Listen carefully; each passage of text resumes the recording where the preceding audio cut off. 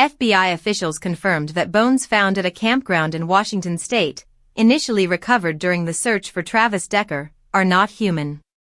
The bones were discovered around Rock Island Campground in Chelan County as part of the ongoing investigation into the deaths of Decker's 3 young daughters. Central Washington University analyzed the remains and determined they did not belong to a human. Authorities indicated that while no further updates are expected regarding this specific find, the broader investigation into Decker and the deaths of the girls continues. The search for Decker has been extensive, involving multiple agencies and covering hundreds of acres of challenging terrain on foot. Special agents highlighted that the recent efforts are part of a larger, months-long investigation, which includes electronic mapping of the area to guide further searches. Decker is wanted in connection with the deaths of his daughters, who were found suffocated with plastic bags over their heads at a campground south of Grindstone Mountain in the Okanogan-Wenatchee National Forest. The girls' mother reported them missing after they left for a scheduled custody visit with their father. Their bodies were discovered days later, near Decker's truck, with evidence that their hands had been bound.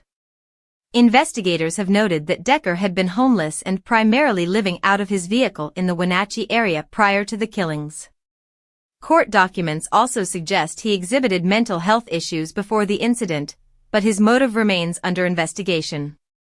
Decker faces serious charges, including murder and kidnapping, as authorities continue to treat him as dangerous. He is described as a white man with black hair and brown eyes, of average build and military background, which could make him particularly skilled and risky to approach.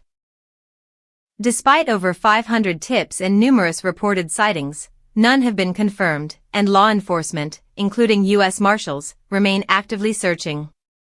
Officials continue to warn the public not to approach Decker if seen, urging anyone with information to contact local law enforcement immediately. The investigation into the tragic deaths of the 3 sisters remains a top priority, with authorities emphasizing that every lead is being pursued. Families and communities affected by the case are still grappling with the impact, while law enforcement works to ensure the suspect is apprehended safely.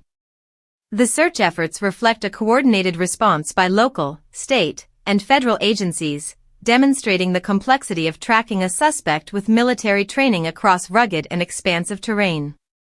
Authorities continue to rely on public tips to locate Decker, underscoring the importance of vigilance and timely reporting in ongoing criminal investigations.